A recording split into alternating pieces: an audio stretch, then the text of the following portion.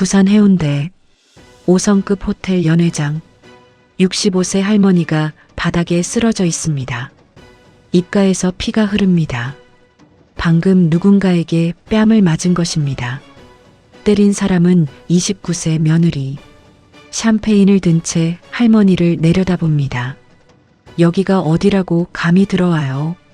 냄새나는 할머니가. 제 친구들 다 보는데 창피하게. 할머니는 낡은 고무 앞치마를 입고 있습니다. 손에는 생선 비늘이 묻어 있습니다. 새벽 시장에서 일하다 급히 달려온 모습입니다.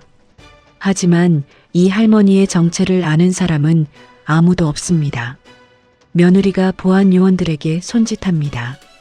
저 사람 당장 끌어내요. 우리 파티 망치지 말고. 요원들이 할머니에게 다가옵니다. 할머니는 천천히 일어섭니다. 그 눈빛이 변했습니다. 40년을 참고 살아온 사람의 눈. 하지만 이제 더는 참지 않겠다는 사람의 눈입니다. 할머니가 핸드백에서 휴대폰을 꺼냅니다. 떨리는 손으로 번호를 누릅니다. 그리고 말합니다. 최 변호사님, 김순자입니다. 지금 바로 그 일 진행하세요. 제가 말씀드린 그대로요. 목소리가 달라졌습니다. 떨림이 사라졌습니다. 대신 차갑고 단호한 무언가가 들어왔습니다. 대체 무슨 일이 벌어진 걸까요? 생선 장사 할머니가 왜 호텔 연회장에 나타난 걸까요? 며느리는 왜 시어머니를 때린 걸까요? 그리고 할머니가 전화한 최 변호사는 누구일까요? 더 충격적인 사실이 있습니다.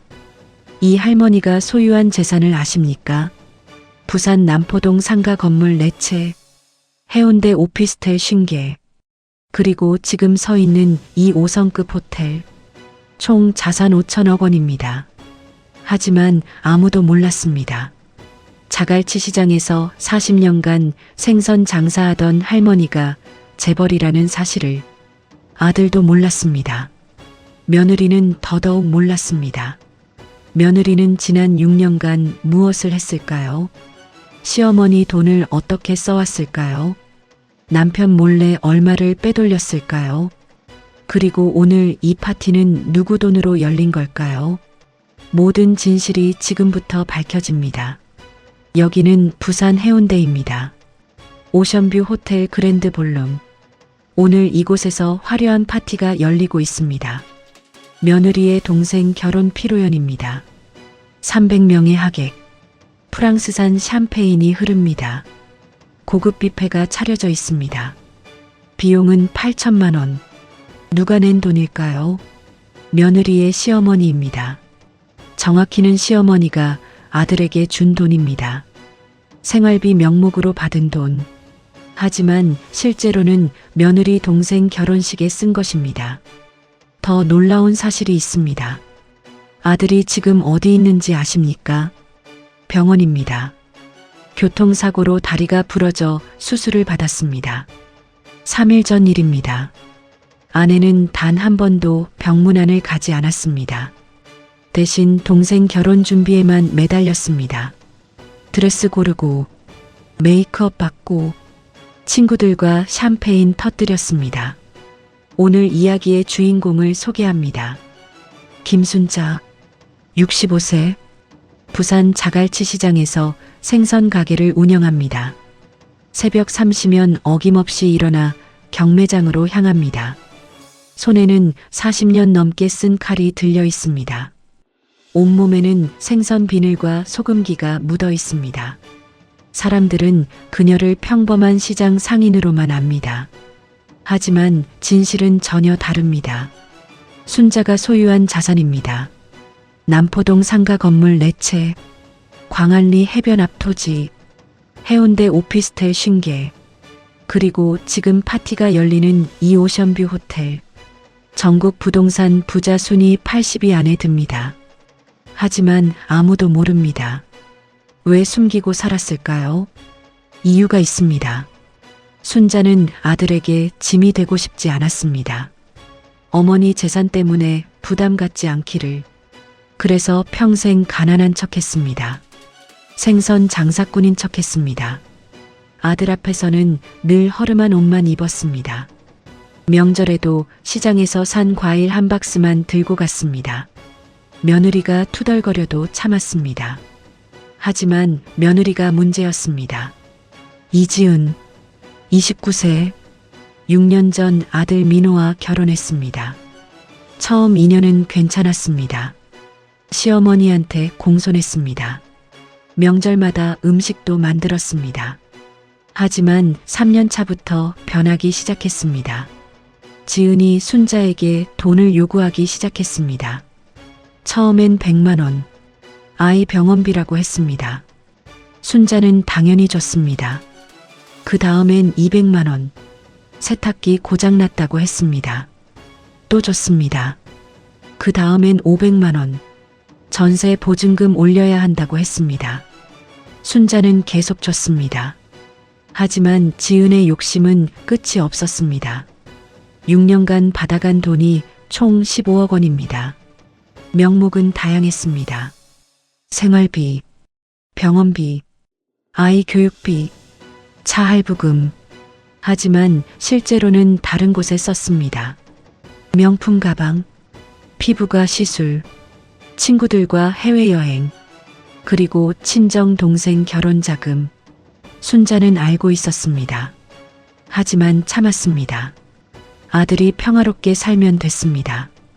며느리가 언젠가 철들 거라 믿었습니다. 하지만 착각이었습니다. 3일 전 아들 민호가 교통사고를 당했습니다. 퇴근길 오토바이와 충돌, 다리뼈 골절, 긴급 수술이 필요했습니다. 비용은 600만 원. 민호의 통장은 비어 있었습니다. 매달 들어오는 급여가 곧바로 빠져나갔습니다. 지은이 생활비로 전부 가져갔기 때문입니다. 순자가 급히 병원으로 달려갔습니다. 하지만 며느리는 없었습니다. 전화를 걸었습니다. 받지 않았습니다. 문자를 보냈습니다. 읽은 표시만 떴습니다. 순자는 SNS를 확인했습니다. 그리고 충격을 받았습니다. 지은이 사진을 올려놓았습니다. 웨딩드레스 매장에서 찍은 사진, 동생과 함께 웃고 있는 모습. 캡션에는 이렇게 적혀 있었습니다. 우리 동생 결혼 준비, 언니로서 최선을 다할게. 남편이 수술대에 누워있는 그 순간, 아내는 동생 결혼 준비를 하고 있었습니다. 순자는 그 자리로 향했습니다. 택시를 타고, 시장 옷 그대로, 생선 비늘 묻은 앞치마 그대로, 호텔에 도착했습니다. 연회장으로 들어갔습니다. 지은이 있었습니다. 친구 20명과 함께 샴페인을 마시며 웃고 있었습니다. 순자를 본 순간 지은의 얼굴이 굳었습니다. 그리고 지금 이 순간입니다. 순자가 전화를 건 순간 모든 것이 바뀌기 시작합니다. 며느리는 아직 모릅니다. 자신이 서 있는 이 호텔이 누구 것인지, 자신이 지난 6년간 쓴 돈이 어디서 나왔는지, 그리고 지금부터 무슨 일이 벌어질지. 이 이야기는 단순한 복수가 아닙니다. 어머니의 침묵에 관한 이야기입니다. 그 침묵이 깨졌을 때 일어나는 일에 관한 이야기입니다. 끝까지 지켜봐 주십시오. 당신이 예상하는 것보다 훨씬 더 큰 반전이 기다립니다. 순자가 전화를 끊었습니다.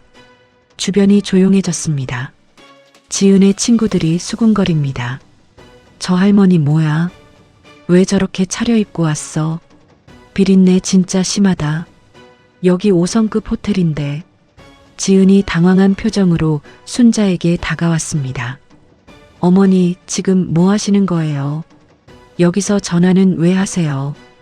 빨리 나가세요. 순자는 며느리를 조용히 바라봤습니다. 말없이 한참을 바라봤습니다. 그 시선에 지은이 뒤로 물러섰습니다. 순자의 머릿속에 과거가 스쳐 지나갑니다. 45년 전, 20살 순자가 부산에 처음 도착했던 날입니다. 시골에서 올라온 처녀. 가진 것은 몸뚱이 하나뿐이었습니다. 자갈치 시장 생선 가게에서 일을 시작했습니다. 하루 16시간 일했습니다. 새벽 3시에 일어나 밤 10시에 잠들었습니다. 손은 갈라져 피가 났습니다. 하지만 멈출 수 없었습니다. 살아남아야 했으니까요. 5년이 흘렀습니다. 순자는 작은 생선 가게 하나를 마련했습니다. 품삯으로 모은 돈 2천만 원으로 시작한 가게였습니다. 장사는 잘 됐습니다. 순자의 손은 빨랐습니다. 생선 손질 솜씨가 뛰어났습니다. 손님들이 찾아왔습니다. 순자네 가게 생선이 제일 싱싱하다. 순자가 손질하면 맛이 다르다. 소문이 퍼졌습니다. 하지만 순자는 멈추지 않았습니다. 번 돈을 저축했습니다. 그리고 부동산을 공부하기 시작했습니다. 밤마다 도서관에 갔습니다. 부동산 책을 읽었습니다. 신문의 경제면을 꼼꼼히 봤습니다. 재개발 지역을 조사했습니다. 10년 후 순자는 첫 건물을 샀습니다. 남포동 낡은 상가 건물. 아무도 거들떠보지 않는 허름한 건물이었습니다. 하지만 순자는 알고 있었습니다. 이 지역이 재개발된다는 것을, 5년 뒤 가격이 오를 거라는 것을. 주변 사람들이 비웃었습니다. 생선 장사꾼 주제에 건물을 산다고, 망할 거라고. 순자는 신경 쓰지 않았습니다. 예상대로 5년 뒤 그 건물 가격이 5배로 올랐습니다. 순자는 팔지 않았습니다. 임대를 주기 시작했습니다. 매달 임대료가 들어왔습니다. 그 돈으로 또 다른 건물을 샀습니다. 하나가 둘이 되고 둘이 넷이 됐습니다. 20년이 흘렀습니다. 순자는 이제 엄청난 자산가가 되어 있었습니다. 하지만 아무도 몰랐습니다. 순자는 여전히 시장에서 생선을 팔았습니다. 여전히 새벽 3시에 일어났습니다. 여전히 낡은 옷을 입었습니다. 사람들은 그저 부지런한 생선 장수 할머니로만 알았습니다. 왜 숨겼을까요? 이유가 있었습니다. 순자에게는 아들이 있었습니다. 하나뿐인 아들 민호. 순자는 아들을 대학까지 보냈습니다. 좋은 회사에 취직했습니다. 순자는 만족했습니다. 내 아들이 정직하게 일하며 산다. 그것만으로 충분했습니다. 하지만 재산을 알리면 어떻게 될까요? 아들이 일을 그만둘 수도 있습니다. 어머니 재산에 기댈 수도 있습니다. 그것만은 원치 않았습니다. 아들이 자기 힘으로 살기를 바랐습니다. 그래서 순자는 입을 다물었습니다. 평생을. 6년 전 아들이 여자를 데려왔습니다. 결혼하고 싶다고 했습니다. 순자는 지은을 처음 봤습니다. 예쁘고 밝은 여자였습니다. 하지만 순자는 느꼈습니다. 그 눈빛에서 뭔가 계산하는 느낌을, 냉정함을. 순자는 반대하고 싶었습니다. 하지만 입을 다물었습니다.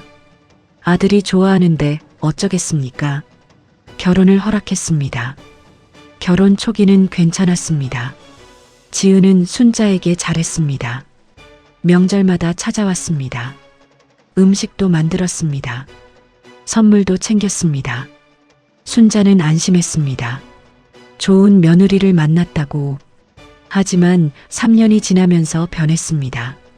지은이 돈을 요구하기 시작했습니다. 처음엔 작은 금액이었습니다. 어머니, 아이 병원비 좀 도와주세요. 순자는 줬습니다. 당연한 일이었습니다.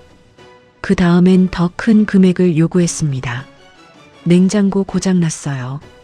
세탁기 바꿔야 해요. 전세 보증금 올려야 해요. 순자는 계속 줬습니다. 내 아들 가정이 편하다면 그것으로 충분했습니다. 하지만 지은은 멈추지 않았습니다. 요구가 점점 커졌습니다. 차를 바꾸고 싶어요. 해외여행 가고 싶어요. 아이 영어 유치원 보내고 싶어요. 매번 명목이 달랐습니다. 순자는 거의 다 들어줬습니다. 6년간 총 15억 원. 그 돈이 어디에 쓰였을까요?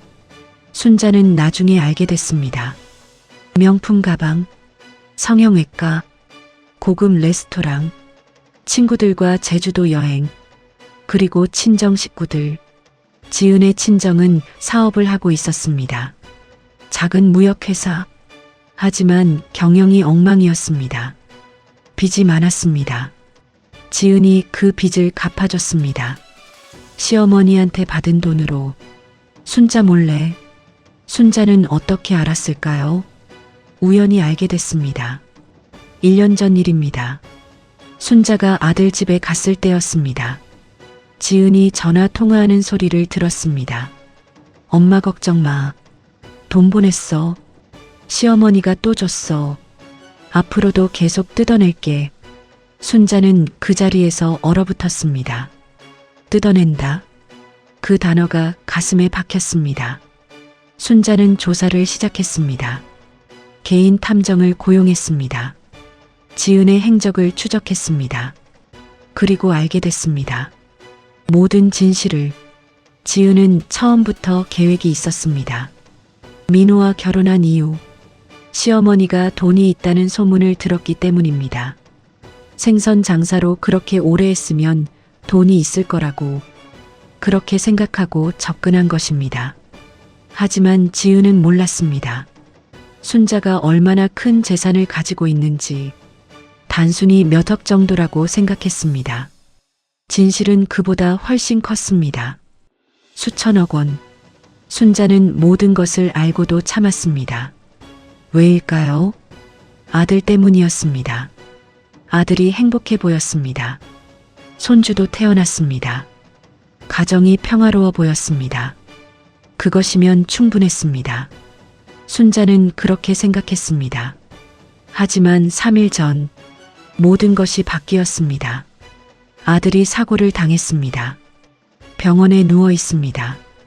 아내는 병문안도 오지 않습니다. 대신 동생 결혼식 준비를 합니다. 시어머니 돈으로. 순자는 그 순간 깨달았습니다. 더 이상 참으면 안 된다고. 이 여자는 변하지 않는다고. 내 아들이 위험하다고. 그래서 오늘 순자는 이곳에 왔습니다. 일부러 시장 옷차림으로. 생선 비늘 묻은 앞치마 그대로. 며느리가 가장 창피해야 할 모습으로. 지금 이 순간 순자의 손에는 휴대폰이 들려 있습니다. 방금 최 변호사에게 전화했습니다. 최 변호사는 누구일까요? 순자의 재산을 관리하는 법무법인 대표입니다. 30년 함께 일한 사람입니다. 순자가 무엇을 지시했을까요? 지은이 사용한 모든 돈을 추적하라고, 증거를 수집하라고, 법적 조치를 준비하라고. 며느리는 아직 모릅니다. 자신이 지금 누구 앞에 서 있는지, 자신이 서 있는 이 호텔이 누구 것인지, 그리고 지금부터 어떤 일이 벌어질지. 순자가 조용히 말합니다. 지은아, 민호는 지금 어디 있니? 지은이 당황하며 대답합니다. 병원이요. 그건 왜요? 순자가 고개를 끄덕입니다. 남편이 병원에 누워 있는데 여기서 파티를 하고 있구나. 지은의 얼굴이 굳어집니다. 이제 진짜가 시작됩니다. 순자의 반격이. 며느리는 곧 알게 될 것입니다. 자신이 누구를 건드렸는지, 그리고 그 대가가 무엇인지. 다음 이야기가 더 충격적입니다. 지은의 얼굴에서 혈색이 사라집니다. 주변 친구들이 상황을 눈치챕니다. 분위기가 이상해졌습니다. 한 친구가 지은의 팔을 잡습니다. 지은아, 괜찮아. 우리 먼저 나갈게. 친구들이 하나둘 자리를 뜹니다. 순식간에 지은 혼자 남습니다. 순자가 한 걸음 다가섭니다. 지은아, 내가 지난 6년간 너한테 준 돈이 얼마인지 아니?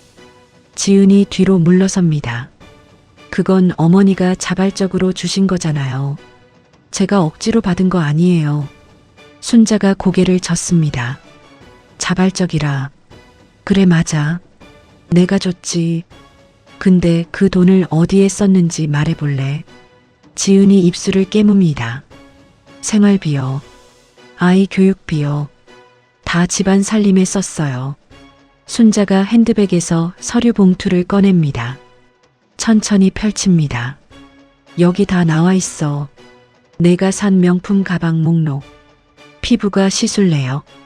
해외여행 경비. 친정 빚 갚은 기록. 지은의 눈이 커집니다. 순자가 서류를 한 장씩 넘깁니다. 2020년 3월. 샤넬 가방 580만 원. 내가 준 생활비로 샀지. 2021년 7월. 제주도 여행 3박 4일. 친구 5명이랑. 총 비용 800만 원. 2022년 1월. 내 친정 무역회사 빚 3천만 원. 내 돈으로 갚았어. 지은이 말을 잃습니다. 순자가 계속합니다. 2023년 5월. 내 동생 자동차 구입 자금 2천만 원. 2024년 2월. 내 어머니 성형외과 비용 1,500만 원. 그리고 오늘. 내 동생 결혼식 비용 8천만 원.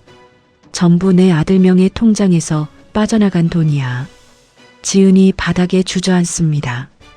어머니 미안해요. 제가 잘못했어요. 순자는 차갑게 내려다봅니다. 미안하다고. 지금 미안하면 다야. 내 아들이 왜 사고 났는지 알아. 지은이 고개를 듭니다.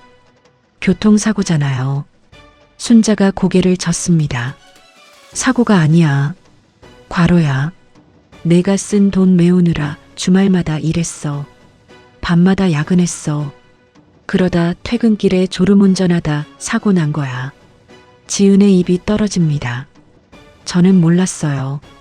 진짜 몰랐어요. 순자가 냉소합니다. 몰랐다고. 남편 통장 잔고가 항상 비어 있는 걸 몰랐어. 남편이 주말에도 출근하는 걸 몰랐어. 지은이 아무 말도 못합니다. 순자가 다시 서류를 꺼냅니다. 그리고 이건 뭐지? 지난달 내가 만난 사람 명단이야. 지은의 얼굴이 새하얗게 변합니다. 변호사 3명, 부동산 중개인 2명, 그리고 이혼 전문 상담사. 순자의 목소리가 낮아집니다. 너 이혼 준비하고 있었구나. 지은이 손을 저으며 부인합니다. 아니에요. 그냥 상담만 받은 거예요. 순자가 또 다른 서류를 꺼냅니다. 상담만. 여기 내가 작성한 재산분할 계획서야. 민호 명의 전세금 요구하고 퇴직금 절반 요구하고 양육비 매달 200만 원 요구하고. 지은이 완전히 무너집니다. 바닥에 엎드립니다. 어머니 제발이요. 저 정말 잘못했어요. 다시는 안 그럴게요. 순자는 움직이지 않습니다. 순자가 조용히 말합니다. 지은아, 나는 내가 변할 거라고 믿었어. 6년을 기다렸어. 하지만 넌 점점 더 나빠졌어. 지은이 울먹입니다. 앞으로 잘할게요. 민호 오빠한테도 잘할게요. 순자가 고개를 젓습니다. 늦었어. 내 아들이 병원에 누워 있는데 넌 파티를 했어. 그게 아내야. 그게 사람이야. 지은이 큰 소리로 웁니다. 주변 하객들이 쳐다봅니다. 하지만 아무도 다가오지 않습니다. 그때 연회장 문이 열립니다. 양복을 입은 남자들이 들어옵니다. 선두에 선 사람은 50대 남자, 최 변호사입니다. 뒤에는 호텔 총지배인과 보안팀장이 따라옵니다. 최 변호사가 순자에게 다가와 고개를 숙입니다. 회장님, 말씀하신 대로 준비했습니다. 회장님이라는 호칭에 주변이 술렁입니다. 지은이 고개를 듭니다. 회장님이요. 무슨 소리예요? 순자가 지은을 내려다봅니다. 나 소개를 안 했구나. 나는 오션뷰 호텔 그룹 회장이야. 내가 지금 서 있는 이 호텔 주인이지. 지은의 입이 떡 벌어집니다. 호텔 총지배인이 앞으로 나옵니다. 회장님께 인사드립니다. 오늘 행사 관련해서 보고 올리겠습니다. 순자가 고개를 끄덕입니다. 이 행사 비용 누가 냈지? 총지배인이 서류를 봅니다. 이민호 씨 명의 카드로 결제됐습니다. 총 8,200만 원입니다. 순자가 지은을 봅니다. 내 아들 카드로 8천만 원짜리 파티를 열었구나. 남편이 병원에 누운 날 말이지. 지은이 아무 말도 못합니다. 순자가 최 변호사에게 지시합니다. 이 행사 비용 전액 취소 처리해. 환불 안 돼. 그리고 이 여자 친정 식구들한테 청구해. 최 변호사가 고개를 끄덕입니다. 알겠습니다. 지은이 비명을 지릅니다. 안 돼요. 그럼 우리 가족 망해요. 순자가 차갑게 대답합니다. 내 아들이 죽을 뻔했는데 내 가족 걱정을 왜 내가 해? 지은이 순자의 다리를 붙잡습니다. 어머니 제발이요. 한 번만 봐주세요. 순자가 그 손을 뿌리칩니다. 순자가 보안팀장에게 말합니다. 이 여자 내보내. 앞으로 우리 호텔 출입 금지야. 보안팀장이 지은에게 다가갑니다. 지은이 발버둥칩니다. 어머니, 어머니. 하지만 끌려나갑니다. 연회장이 조용해집니다. 하객들이 모두 나갔습니다. 순자 혼자 남았습니다. 넓은 연회장에 홀로 서 있습니다. 순자가 창밖을 바라봅니다. 해운대 바다가 보입니다. 파도가 칩니다. 순자는 깊은 한숨을 쉽니다. 이렇게까지 해야 했나? 순자는 스스로에게 묻습니다. 하지만 답은 정해져 있습니다. 그렇습니다. 내 아들을 지키려면 이렇게라도 해야 했습니다. 순자가 병원으로 향합니다. 아들을 만나러 갑니다. 모든 것을 말해줄 시간입니다. 숨겨왔던 진실을, 45년간 쌓아온 재산을, 그리고 며느리의 악행을. 병원에 도착합니다. 아들 민호가 침대에 누워 있습니다. 다리에 깁스가 되어 있습니다. 순자를 보고 미소 짓습니다. 어머니 오셨어요. 순자가 아들 곁에 앉습니다. 민호야, 엄마가 할 얘기가 있어. 민호가 고개를 끄덕입니다. 순자가 입을 엽니다. 그리고 모든 것을 말합니다. 자신의 재산을, 며느리가 한 일을, 오늘 있었던 일을. 민호는 듣는 내내 아무 말도 못합니다. 믿을 수 없다는 표정입니다. 어머니가 재벌이라니, 아내가 그런 짓을 했다니. 한참 후 민호가 입을 엽니다. 어머니, 저는 정말 몰랐어요. 순자가 아들의 손을 잡습니다. 알아. 내 잘못이 아니야. 민호의 눈에서 눈물이 흐릅니다. 제가 한심해서 그래요. 아내가 그러는 줄도 모르고. 순자가 아들의 머리를 쓰다듬습니다. 괜찮아. 이제 알았으니 됐어. 민호가 묻습니다. 지은이는 어떻게 됐어요? 순자가 대답합니다. 호텔에서 쫓아냈어. 앞으로 법적으로 처리할 거야. 민호가 고개를 끄덕입니다. 하지만 더 큰 일이 남아 있습니다. 지은이 가만히 있지 않을 것입니다. 복수를 계획할 것입니다. 그리고 그 복수는 예상보다 빨리 찾아올 것입니다. 다음 이야기에서 더 큰 충격이 기다립니다. 3일이 지났습니다. 순자는 병원에서 아들을 돌보고 있습니다. 민호의 상태는 점점 좋아지고 있습니다. 다음 주면 퇴원할 수 있다고 합니다. 순자는 안심합니다. 하지만 평화는 오래가지 못했습니다. 그날 오후 순자의 휴대폰이 울립니다. 최 변호사입니다. 회장님 큰일입니다. 순자가 긴장합니다. 무슨 일이에요? 최 변호사가 급히 말합니다. 며느님이 기자회견을 열었습니다. 지금 실시간으로 방송되고 있습니다. 순자가 병실 TV를 켭니다. 뉴스 채널을 돌립니다. 화면에 지은이 나타납니다. 지은은 수수한 옷차림입니다. 화장기 없는 얼굴입니다. 눈은 빨갛게 부어 있습니다. 기자들 앞에서 울먹입니다. 저는 6년간 학대받았습니다. 지은이 계속 말합니다. 시어머니가 저를 괴롭혔습니다. 제가 가난한 집안 출신이라고 무시했습니다. 명절마다 모욕을 줬습니다. 기자들이 카메라를 들이댑니다. 플래시가 터집니다. 지은이 눈물을 닦습니다. 그리고 며칠 전 제 동생 결혼식 날 시어머니가 찾아왔습니다. 하객들 앞에서 저를 때렸습니다. 모욕을 줬습니다. 기자 한 명이 질문합니다. 왜 때리셨나요? 지은이 대답합니다. 남편이 병원에 있는데 파티를 한다고요. 하지만 그건 제 동생 결혼식이었어요. 미리 잡힌 날짜였고요. 취소할 수 없었어요. 거짓말입니다.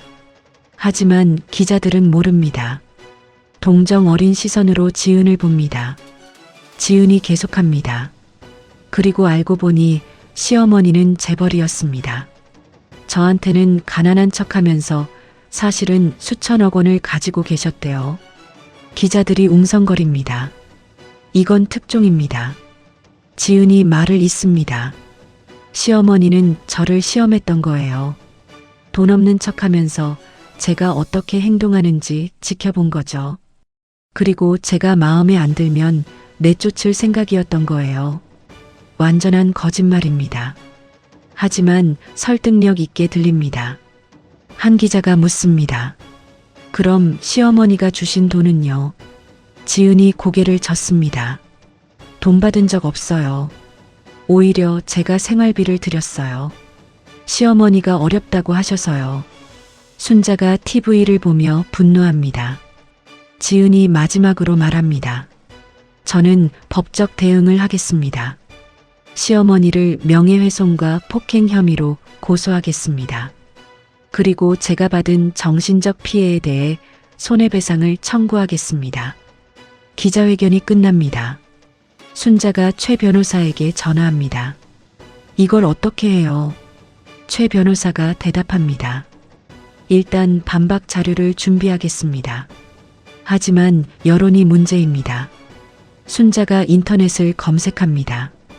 기사가 쏟아지고 있습니다.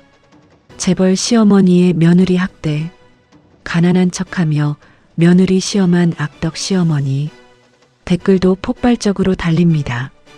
대부분 지은의 편입니다. 며느리 불쌍하다. 재벌들은 다 그렇다. 돈 많으면 뭐하나. 인간성이 없는데. 시어머니 감옥 보내야 한다. 순자는 댓글을 보며 허탈합니다. 민호가 어머니를 봅니다. 어머니 괜찮으세요? 순자가 고개를 끄덕입니다. 괜찮아. 진실은 밝혀질 거야. 하지만 목소리에 확신이 없습니다.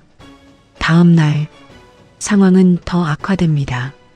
지은의 친정 식구들이 인터뷰를 합니다. 지은의 어머니가 나옵니다. 우리 딸이 얼마나 고생했는지 아세요? 시어머니한테 맨날 구박받았어요.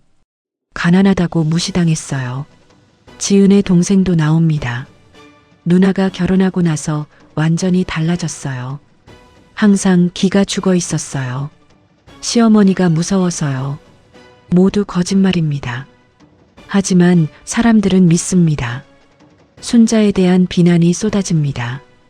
순자의 호텔 앞에 시위대가 모입니다. 악덕 재벌 물러가라. 며느리한테 사과하라. 순자는 호텔에 갈 수 없습니다. 시장에도 갈 수 없습니다. 사람들이 알아봅니다. 손가락질합니다. 순자는 집에 갇혀 있습니다. TV를 켜도 자신 이야기뿐입니다. 인터넷을 봐도 악플 뿐입니다. 순자는 지쳐갑니다. 일주일이 지났습니다. 민호가 퇴원했습니다. 하지만 집으로 가지 못합니다. 기자들이 집 앞을 막고 있습니다. 모자는 호텔로 피신합니다. 호텔 스위트룸. 순자와 민호가 앉아 있습니다. 최 변호사도 함께입니다. 회의를 하고 있습니다. 최 변호사가 말합니다. 회장님, 증거는 충분합니다. 며느님이 받은 돈 내역, 명품 구매 기록, 친정 빚 갚은 증거 모두 확보했습니다. 순자가 묻습니다. 그럼 반격할 수 있나요? 최 변호사가 고개를 끄덕입니다. 가능합니다. 하지만 타이밍이 중요합니다. 지금은 여론이 너무 안 좋습니다. 조금 기다렸다가 한 번에 터뜨리는 게 좋겠습니다. 순자가 한숨을 쉽니다. 민호가 말합니다. 어머니, 제가 나서겠어요. 제가 기자회견 열겠어요. 아내가 거짓말한다고 말하겠어요. 순자가 손을 젓습니다. 안 돼. 넌 아직 다쳤어. 쉬어야 해. 민호가 강하게 말합니다. 어머니, 저 때문에 이렇게 된 거잖아요. 제가 아내를 제대로 못 봤어요. 제가 책임질게요. 순자가 아들을 봅니다. 그 눈에서 결연함이 보입니다. 순자는 고개를 끄덕입니다. 그날 밤, 순자는 잠들지 못합니다. 창밖을 바라봅니다. 부산 야경이 반짝입니다. 아름답습니다. 하지만 순자의 마음은 어둡습니다. 45년을 일했습니다. 한 번도 쉬지 않았습니다. 정직하게 살았습니다. 그런데 왜 이런 일을 당해야 할까요? 순자는 생각합니다. 포기할까? 그냥 며느리 하는 대로 놔둘까? 돈 주고 합의할까? 하지만 고개를 젓습니다. 안 됩니다. 그건 진실이 아닙니다. 거짓이 이기게 놔둘 수 없습니다. 순자는 결심합니다. 끝까지 싸우겠다고, 진실을 밝히겠다고, 며느리의 거짓말을 폭로하겠다고. 다음 날 아침, 순자가 최 변호사에게 전화합니다. 준비하세요. 우리도 기자회견합니다. 최 변호사가 대답합니다. 알겠습니다. 언제 하시겠습니까? 순자가 답합니다. 내일 당장 합니다. 더 이상 기다릴 수 없어요. 최 변호사가 긴장합니다.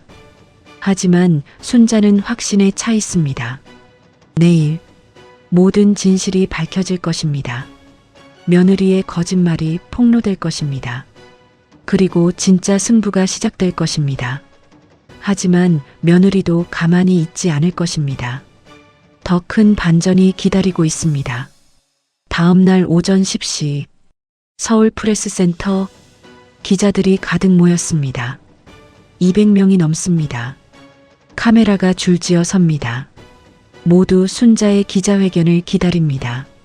문이 열립니다. 순자가 들어옵니다. 이번에는 단정한 정장 차림입니다. 머리도 깔끔하게 정리했습니다. 시장 할머니가 아닙니다. 기업인의 모습입니다. 순자 옆에 민호가 있습니다. 목발을 짚고 있습니다. 최 변호사도 함께입니다. 세 사람이 단상에 섭니다. 플래시가 터집니다. 기자들이 소리칩니다. 폭행 사실 인정하십니까? 며느리한테 사과할 의향 있으십니까? 순자는 침착하게 마이크 앞에 섭니다. 저는 김순자입니다. 오늘 이 자리에서 진실을 말씀드리겠습니다. 회장장이 조용해집니다. 순자가 말을 잇습니다. 먼저 며느리를 때린 것은 사실입니다. 그 점은 인정하고 사과드립니다. 기자들이 받아 적습니다. 하지만 그날 왜 호텔에 갔는지 아십니까? 순자가 스크린을 가리킵니다. 화면이 켜집니다. 병원 서류가 나타납니다. 제 아들이 교통사고로 수술받은 날짜입니다. 며느리 동생 결혼식 당일입니다. 스크린이 바뀝니다. 통장 거래 내역이 나타납니다. 이것은 제 며느리가 6년간 사용한 금액입니다. 총 15억 3천만 원입니다. 기자들이 술렁입니다. 순자가 계속합니다. 생활비 명목으로 들인 돈입니다. 하지만 실제 사용처를 보십시오. 스크린에 명세가 뜹니다. 명품 가방 구매 내역, 피부과 시술 기록, 해외여행 경비, 그리고 이것입니다. 새로운 화면이 뜹니다. 며느리 친정 무역회사 계좌입니다. 3년간 총 5억 원이 입금됐습니다. 모두 제 며느리를 통해 빠져나간 돈입니다. 기자들이 카메라를 들이댑니다. 한 기자가 손을 듭니다. 며느님 측은 돈 받은 적 없다고 했는데요. 순자가 고개를 끄덕입니다. 그래서 증거를 준비했습니다. 스크린에 문자 메시지가 뜹니다. 며느리가 친정 어머니에게 보낸 것입니다. 엄마 돈 보냈어. 시어머니가 또 줬어. 300만 원. 이번 달 빚 이자 갚아. 날짜가 선명합니다. 다음 문자가 뜹니다. 시어머니 완전 호구야. 아이 학원비라고 하면 바로 줘. 이번에 명품 가방 살 거야. 기자들이 경악합니다. 더 있습니다. 순자가 말합니다. 이것은 며느리가 친구들과 나눈 대화입니다. 카카오톡 대화 내용이 스크린에 뜹니다. 친구 시어머니 돈 얼마나 있대. 며느리 몰라. 근데 계속 뜯어낼 거야. 결혼한 보람 있네. 친구 부럽다. 나도 재벌 시어머니 만날걸. 며느리 키읔 이혼하면 재산 분할 받을 거야. 회견장이 술렁입니다. 이건 완전히 다른 이야기입니다. 기자들의 태도가 바뀝니다. 순자가 계속합니다. 그리고 이것은 며느리가 만난 변호사 상담 기록입니다. 스크린에 문서가 뜹니다. 이혼 재산 분할 상담. 날짜는 아들 사고 나기 한 달 전입니다. 며느리는 이미 이혼을 계획하고 있었습니다. 제 아들이 사고 나기 전부터요. 민호가 고개를 숙입니다. 기자들이 민호를 봅니다. 한 기자가 묻습니다. 아드님은 이 사실을 아셨나요? 민호가 마이크 앞에 섭니다. 전혀 몰랐습니다. 저는 아내를 믿었습니다. 사랑했습니다. 하지만 배신당했습니다. 민호의 목소리가 떨립니다. 저는 주말마다 일했습니다. 아내가 필요하다는 돈을 벌기 위해서요. 그러다 과로로 사고 났습니다. 하지만 아내는 병문안도 오지 않았습니다. 기자들이 조용해집니다. 민호가 계속합니다. 대신 동생 결혼식을 준비했습니다. 제 카드로 8천만 원을 썼습니다. 제가 수술받던 그날이요. 민호의 눈에 눈물이 맺힙니다. 순자가 민호의 어깨를 잡습니다. 민호가 물러섭니다. 순자가 다시 마이크 앞에 섭니다. 저는 45년간 성실히 일했습니다. 번 돈으로 부동산에 투자했습니다. 제 아들에게 짐이 되지 않으려고 숨기고 살았습니다. 순자의 목소리에 힘이 들어갑니다. 하지만 제 며느리는 그 돈을 노렸습니다.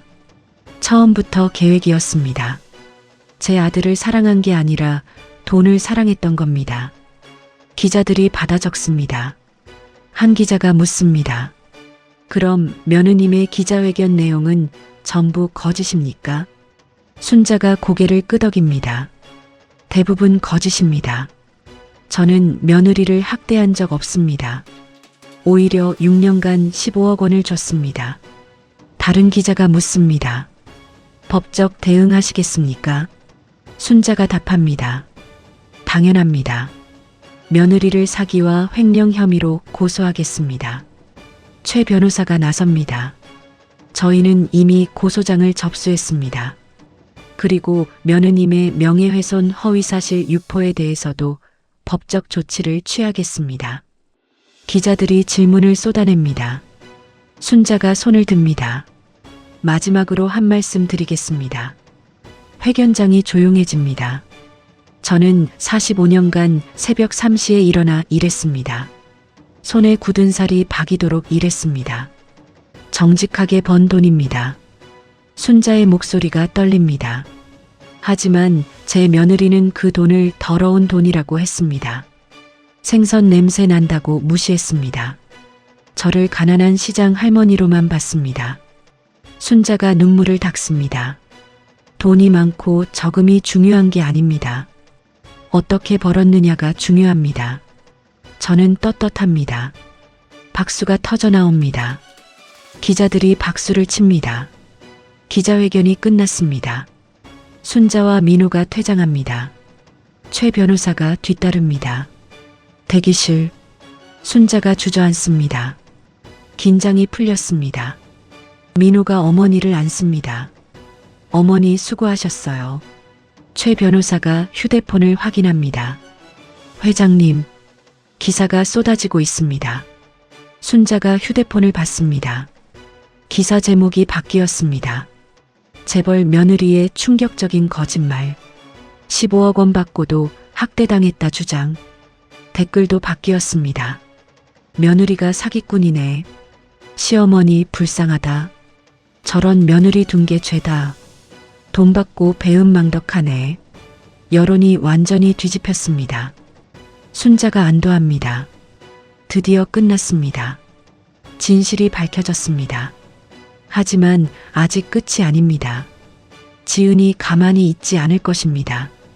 궁지에 몰린 쥐가 가장 위험한 법입니다. 다음에 일어날 일은 아무도 예상하지 못합니다. 기자회견 다음 날, 순자의 휴대폰이 울립니다. 새벽 4시입니다. 최 변호사입니다. 목소리가 급합니다. 회장님, 큰일입니다. 며느님이 실종됐습니다. 순자가 벌떡 일어납니다. 실종이요? 무슨 소리예요? 최 변호사가 설명합니다. 어젯밤 친정집을 나간 뒤 연락이 끊겼습니다. 휴대폰도 꺼져 있습니다. 순자의 가슴이 철렁합니다. 혹시 손주는요? 최 변호사가 대답합니다. 손주도 함께 없어졌습니다. 며느님이 데리고 나간 것 같습니다. 순자가 민호를 깨웁니다. 민호야, 일어나. 큰일 났어. 민호가 상황을 듣고 창백해집니다. 우리 아이를 데리고 갔다고요. 순자가 고개를 끄덕입니다. 경찰에 신고해야 해. 민호가 급히 전화를 겁니다. 1시간 후 경찰이 도착합니다.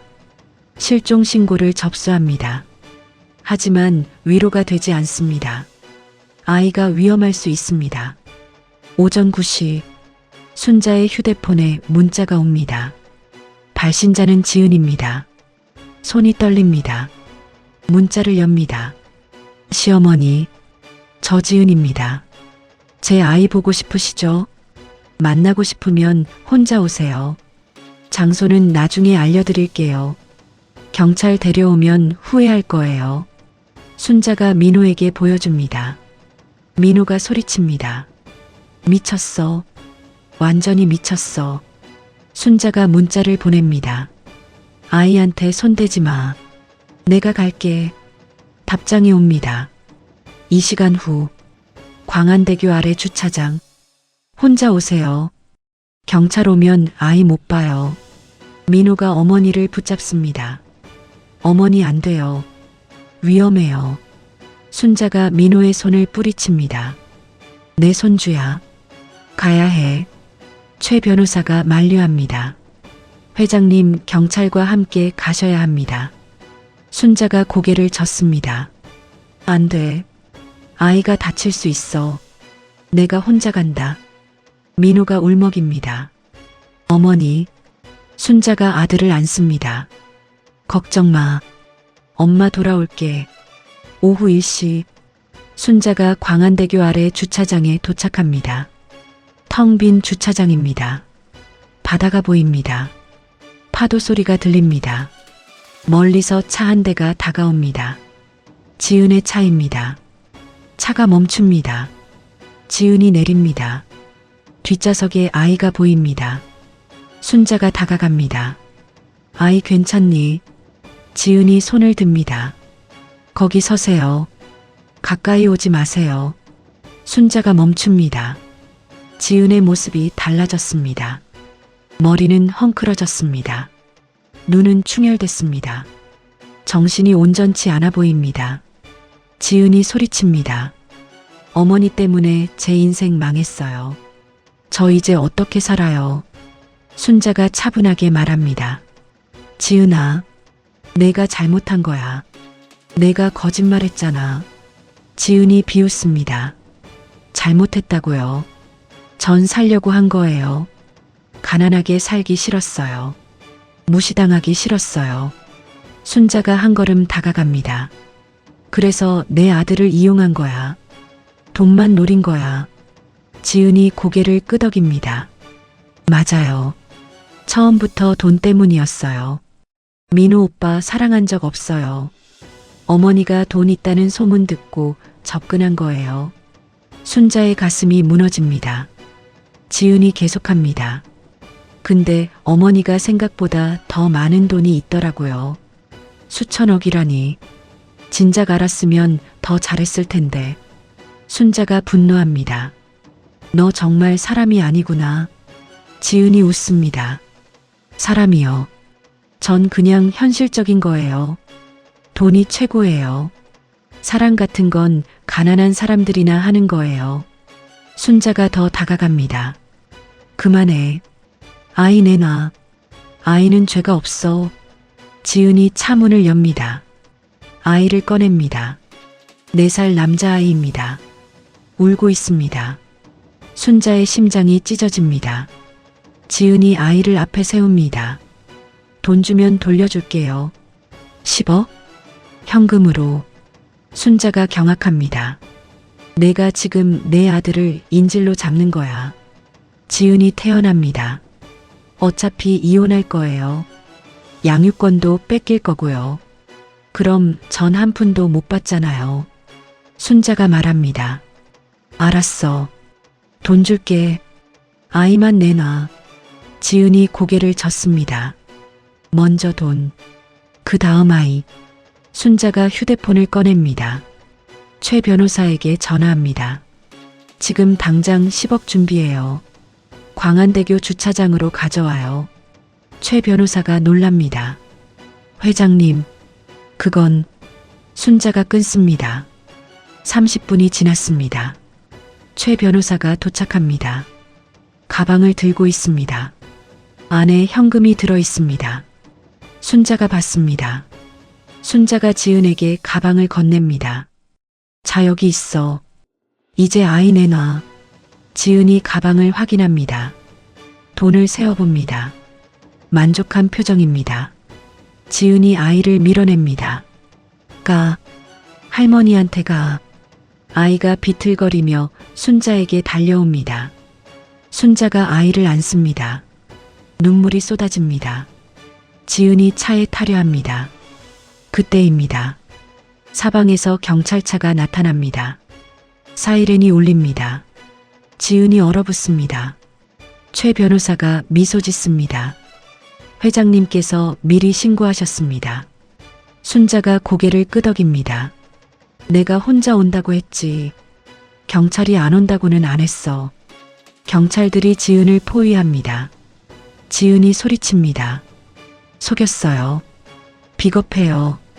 순자가 차갑게 말합니다. 내가 날 속인 6년에 비하면 아무것도 아니야. 경찰이 지은에게 수갑을 채웁니다. 미성년자 약취유인죄로 긴급 체포합니다. 지은이 발버둥칩니다. 나요. 제 아들이에요. 경찰이 말합니다. 친자식이라도 범죄입니다. 인질로 돈을 요구했으니 공갈죄도 추가됩니다. 지은이 경찰차에 실립니다. 순자를 노려봅니다. 그 눈에는 증오가 가득합니다. 하지만 순자는 흔들리지 않습니다. 아이를 꼭 안고 있습니다. 민호가 달려옵니다. 목발을 짚고 뛰어옵니다. 아이를 보고 울음을 터뜨립니다. 우리 아들, 괜찮니? 아이가 아빠를 안습니다. 순자가 하늘을 봅니다. 구름 사이로 햇살이 비칩니다. 긴 싸움이 끝났습니다. 마침내 끝났습니다. 하지만 상처는 깊습니다. 민호는 아내에게 배신당했습니다. 아이는 엄마가 경찰에 잡혀가는 걸 봤습니다. 가족이 무너졌습니다. 순자는 생각합니다. 이제 어떻게 해야 할까? 어떻게 다시 시작해야 할까? 아들과 손주를 어떻게 위로해야 할까? 답은 하나입니다. 함께하는 것입니다. 서로 의지하는 것입니다. 새로운 가족을 만드는 것입니다. 순자가 민호와 손주를 안습니다. 우리 이제 괜찮아. 엄마가 있잖아. 할머니가 있잖아. 민호가 고개를 끄덕입니다. 아이도 울음을 그칩니다. 세 사람은 차에 탑니다. 집으로 향합니다. 뒤돌아보지 않습니다. 앞만 봅니다. 하지만 이야기는 아직 끝나지 않았습니다. 법정에서의 최후 승부가 남았습니다. 그리고 그 후 찾아올 평화가 남았습니다. 진짜 결말은 다음 장에서 시작됩니다. 3개월이 지났습니다. 법정에 섭니다. 서울중앙지방법원입니다. 방청석이 가득 찼습니다. 기자들도 많이 왔습니다. 이 재판은 전국적인 관심사입니다. 피고석에 지은이 앉아 있습니다. 수감복을 입고 있습니다. 얼굴이 많이 야위었습니다. 3개월간 구치소에 있었습니다. 보석 신청이 기각됐습니다. 검사가 기소장을 읽습니다. 피고인 이지은은 2018년부터 2024년까지 시어머니로부터 총 15억 3천만 원을 편취했습니다. 방청석이 술렁입니다. 또한 피고인은 미성년자인 친자식을 이용해 공갈 미수를 저질렀습니다. 10억 원을 요구하며 아이를 인질로 잡았습니다. 지은이 고개를 숙입니다. 재판장이 피고인에게 묻습니다. 피고인, 혐의를 인정합니까? 지은이 일어섭니다. 목소리가 떨립니다. 일부만 인정합니다. 어느 부분을 부인합니까? 지은이 대답합니다. 사기는 아닙니다. 시어머니가 자발적으로 준 돈입니다. 그리고 아이를 인질로 잡은 게 아닙니다. 그냥 만나려고 했을 뿐입니다. 검사가 반박합니다. 증거를 제출합니다. 피고인이 친구에게 보낸 문자 메시지입니다. 스크린에 문자가 뜹니다. 시어머니 완전 호구야. 계속 뜯어낼 거야. 방청석에서 한숨 소리가 들립니다. 검사가 계속합니다. 이것이 자발적으로 받은 돈입니까? 명백한 기망 행위입니다. 지은의 변호사가 일어섭니다. 재판장님, 그건 단순한 불평입니다. 며느리라면 누구나 시어머니 불평할 수 있습니다. 검사가 다른 증거를 제시합니다. 피고인이 이혼 변호사를 만난 기록입니다. 남편 사고 나기 한 달 전입니다. 재산분할 계획까지 세웠습니다. 지은의 얼굴이 굳습니다. 재판장이 묻습니다. 피고인, 이혼을 계획하면서 계속 돈을 받았습니까? 지은이 대답합니다. 그건 만약을 대비한 거였습니다. 실제로 이혼하려던 건 아닙니다. 검사가 코웃음 칩니다. 다음은 공갈 미수건입니다. 검사가 녹음 파일을 재생합니다. 지은의 목소리가 들립니다. 돈 주면 아이 돌려줄게요. 10억? 현금으로. 방청석이 술렁입니다. 지은의 변호사가 항변합니다. 피고인은 정신적으로 극도로 불안정한 상태였습니다. 기자회견 이후 우울증과 불안증을 앓았습니다. 검사가 반박합니다. 그렇다면 정신감정을 받으셨습니까? 변호사가 서류를 제출합니다. 정신과 진단서입니다. 중증 우울증 판정을 받았습니다. 재판장이 서류를 검토합니다. 이 진단서는 사건 이후에 받은 것입니다. 사건 당시 심신미약 상태였다는 증거가 없습니다. 순자가 증인으로 나섭니다. 선서를 합니다. 검사가 질문합니다. 증인, 피고인에게 돈을 줄 때 어떤 기분이었습니까? 순자가 답합니다. 당연한 일이라고 생각했습니다. 며느리가 어렵다고 하니 도와줘야죠. 하지만 나중에 알았습니다. 거짓말이었다는 걸. 검사가 묻습니다. 어떻게 아셨습니까? 순자가 설명합니다. 우연히 전화 통화를 엿듣게 됐습니다. 며느리가 친정 어머니한테 돈을 뜯어낸다고 말하는 걸 들었습니다. 지은이 고개를 돌립니다. 순자와 눈이 마주칩니다. 지은의 변호사가 반대 신문을 합니다. 증인, 45년간 재산을 숨기고 사셨죠. 순자가 고개를 끄덕입니다. 네. 아들에게 짐이 되고 싶지 않았습니다. 변호사가 묻습니다. 하지만 며느리한테도 숨겼습니다. 그게 정상입니까? 순자가 답합니다. 가족이라고 모든 걸 알려줄 의무는 없습니다. 특히 돈 문제는요. 변호사가 공격합니다. 혹시 며느리를 시험한 것 아닙니까? 가난한 척하면서 어떻게 행동하나 지켜본 거죠. 순자가 고개를 젓습니다. 아닙니다. 저는 그냥 평범하게 살고 싶었을 뿐입니다. 변호사가 추궁합니다. 하지만 결과적으로 며느리를 속인 겁니다. 검사가 이의를 제기합니다. 재산을 공개하지 않은 것과 사기는 다릅니다. 재판장이 인정합니다. 민호가 증인으로 나섭니다. 목발 없이 걷습니다. 다리가 많이 회복됐습니다. 검사가 질문합니다. 증인, 아내가 이혼을 계획한 사실을 아셨습니까? 민호가 답합니다. 전혀 몰랐습니다. 저는 행복하다고 믿었습니다. 검사가 묻습니다. 왜 과로하셨습니까? 민호가 설명합니다. 아내가 돈이 필요하다고 했습니다. 생활비가 부족하다고요. 그래서 주말에도 일했습니다. 야근도 많이 했습니다. 검사가 묻습니다. 사고 당일은 어땠습니까? 민호가 눈을 감습니다. 3일 동안 제대로 못 잤습니다. 그날도 밤샘 근무했습니다. 퇴근길에 졸았습니다. 그리고 사고가 났습니다. 방청석이 조용합니다. 검사가 묻습니다. 아내는 병문안 왔습니까? 민호가 고개를 젓습니다. 단 한 번도 안 왔습니다. 대신 동생 결혼식 준비를 했습니다. 민호의 목소리가 떨립니다. 지은의 변호사가 질문합니다. 증인, 혹시 아내를 소홀히 대한 적 없습니까? 민호가 고개를 끄덕입니다. 많이 부족했을 겁니다. 일이 바빴으니까요. 하지만 사랑했습니다. 변호사가 묻습니다. 사랑만으로 충분합니까?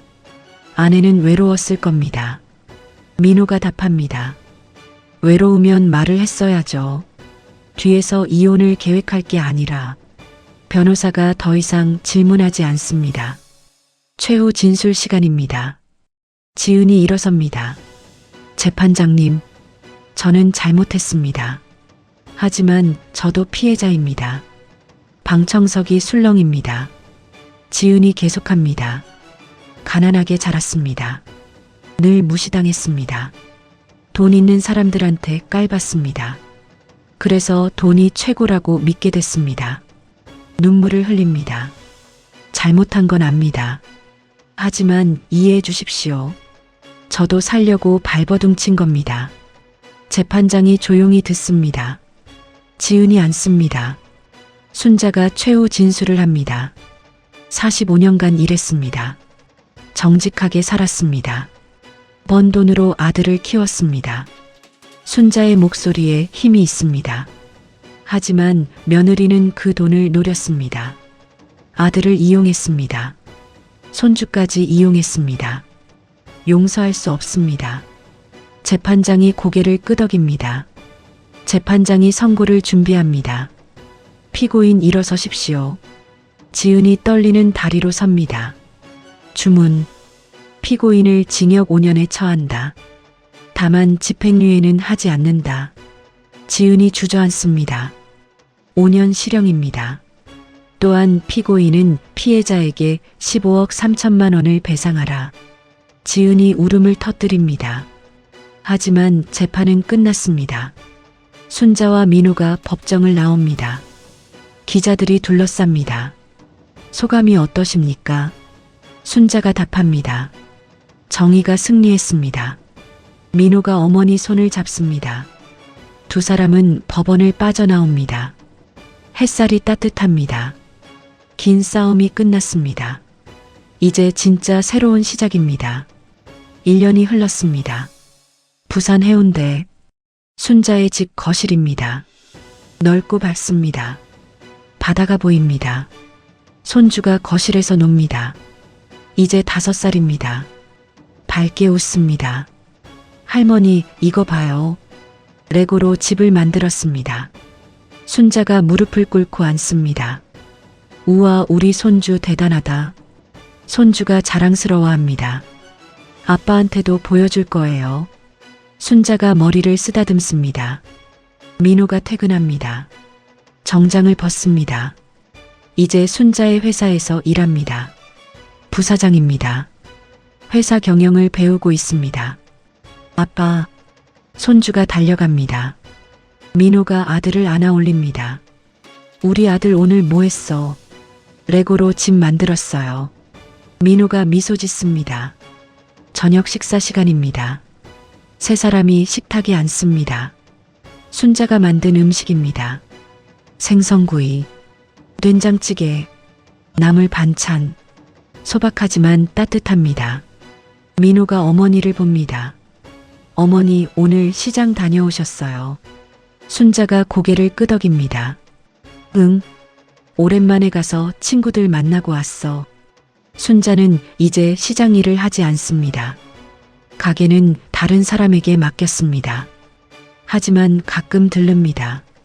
옛 친구들을 만나러. 그들은 순자의 정체를 이제 압니다. 처음엔 놀랐습니다. 순자가 재벌이라니. 하지만 금방 받아들였습니다. 순자는 여전히 순자였습니다. 겸손하고 친절한 옆집 할머니.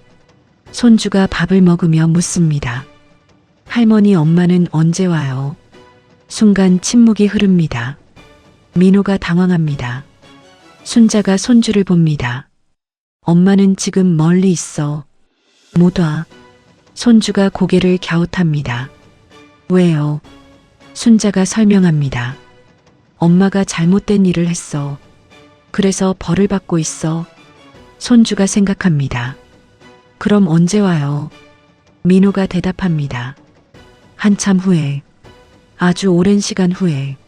손주가 고개를 끄덕입니다. 그럼 할머니랑 아빠가 엄마예요. 순자의 눈시울이 붉어집니다. 그래. 할머니가 엄마 역할 할게. 손주가 밝게 웃습니다. 좋아요. 순수한 웃음입니다. 식사가 끝났습니다. 손주는 방으로 갑니다. 놀이를 하러. 민호와 순자만 남습니다. 민호가 조용히 말합니다. 어머니, 지은이 어떻게 지내는지 아세요? 순자가 고개를 끄덕입니다. 변호사가 가끔 알려줘. 교도소에서 모범수라고 하더라. 민호가 한숨을 쉽니다. 복잡해요. 미워해야 하는데 가끔 생각나요. 순자가 아들 손을 잡습니다. 당연해. 6년을 함께 산 사람인데. 근데 민호야, 기억해. 그 사람은 널 사랑한 적이 없어. 민호가 고개를 끄덕입니다. 알아요. 이젠 알아요. 순자가 말합니다. 앞으로 좋은 사람 만날 거야. 진짜로 널 사랑하는 사람. 민호가 미소 짓습니다. 아직은 아니에요. 일단 아들이랑 어머니랑 잘 살고 싶어요. 순자가 아들을 안습니다. 고마워. 엄마 곁에 있어줘서. 민호가 어머니를 꼭 껴안습니다. 제가 더 감사하죠. 다음 날. 순자는 회사에 갑니다. 오션뷰 호텔 그룹 본사입니다. 회장실에 들어갑니다. 최 변호사가 보고합니다. 회장님, 새로운 프로젝트 승인 났습니다. 순자가 서류를 봅니다.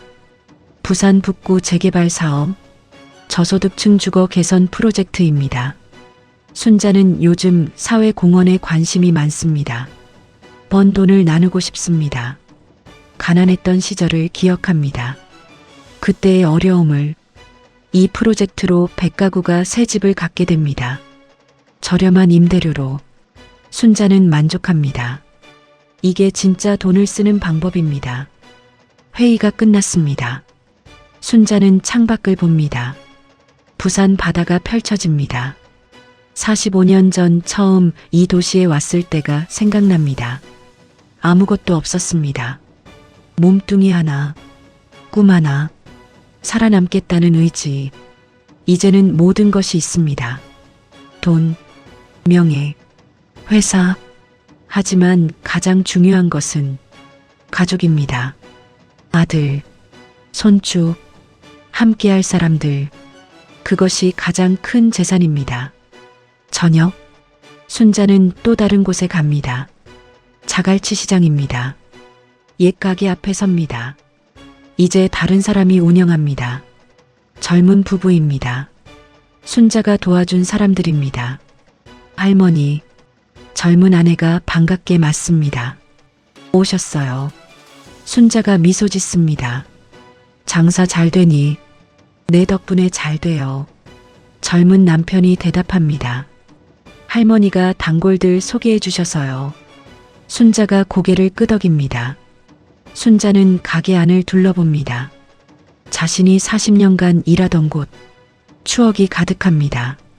여기서 시작했습니다. 젊은 아내가 생선을 손질합니다. 칼솜씨가 좋습니다. 순자가 가르쳐 줬습니다. 정직하게 장사하는 법을, 손님을 대하는 법을. 순자는 만족합니다. 자신의 가게가 좋은 사람들 손에 있습니다. 시장의 전통이 이어집니다. 집으로 돌아가는 길, 택시 안에서 순자는 생각합니다. 지난 1년을 지옥 같은 시간이었습니다. 며느리의 배신, 언론의 비난, 법정 싸움, 모두 힘들었습니다. 하지만 이겨냈습니다. 진실이 밝혀졌습니다. 정의가 승리했습니다. 그리고 가족이 살아남았습니다. 집에 도착합니다. 문을 열자 손주가 달려옵니다. 할머니, 순자가 손주를 안습니다. 민호가 소파에 앉아 있습니다. 서류를 보고 있습니다.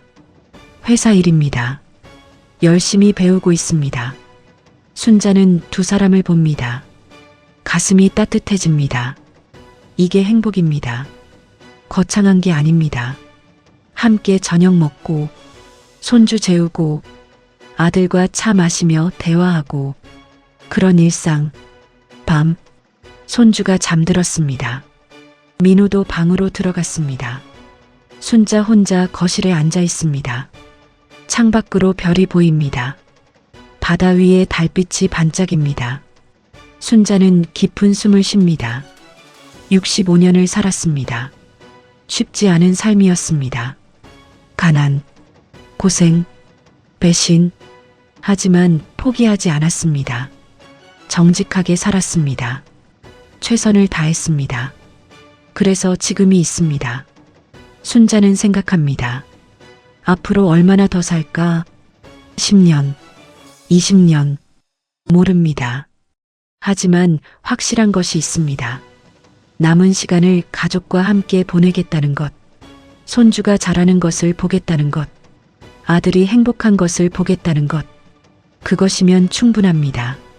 돈도 중요하지만, 명예도 좋지만, 가족이 최고입니다. 순자는 일어섭니다. 손주 방으로 갑니다. 살며시 문을 엽니다. 손주가 곤히 잠들어 있습니다. 천사 같은 얼굴입니다. 순자는 이불을 덮어줍니다. 이마에 키스합니다. 우리 손주 건강하게 자라라. 할머니가 지켜줄게. 나쁜 사람들한테서 지켜줄게. 행복하게 살 수 있게 해줄게. 속삭입니다. 손주가 잠결에 미소 짓습니다. 순자의 가슴이 벅차오릅니다. 눈물이 납니다. 하지만 슬픈 눈물이 아닙니다. 감사의 눈물입니다. 자신의 방으로 돌아갑니다. 침대에 눕습니다. 천장을 봅니다. 45년 전 그 어린 소녀, 무작정 부산에 올라온 소녀, 아무것도 없던 소녀, 이제는 할머니가 됐습니다. 많은 것을 이룬 할머니, 하지만 여전히 같은 사람입니다. 정직한 사람. 순자는 눈을 감습니다. 내일도 해가 뜰 것입니다. 새로운 하루가 시작될 것입니다. 가족과 함께할 하루. 그것이면 충분합니다. 완벽한 행복입니다. 이것이 순자의 이야기입니다. 45년간 정직하게 산 여자. 배신당했지만 이겨낸 여자. 가족을 지켜낸 여자. 돈이 많다고 행복한 게 아닙니다. 권력이 있다고 행복한 게 아닙니다. 진짜 행복은 사랑하는 사람들과 함께하는 것입니다.